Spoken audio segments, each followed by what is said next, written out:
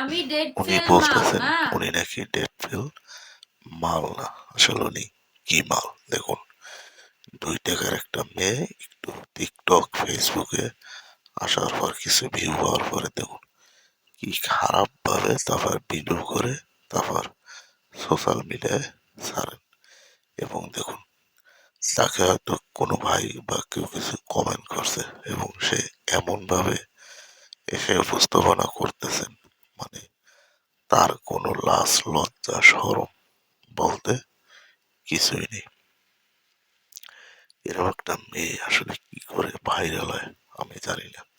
আসলে এদেশের মানুষ শুধু খারাপটাকে ভাইরাল করে, ভালোটা আর কি ভাইরাল করে না। এরকম মেয়ের আসলে কোন কুলাঙ্গারের সন্তান জানি না, তবে এগুলো আসলে উচিত না। তো যাই হোক বন্ধুরা, আজকে ভিডিও বেশি বড় করবো না, আজকে পর্যন্ত। সবাই যে যেখানে থাকেন ভালো থাকবেন, ধন্যবাদ।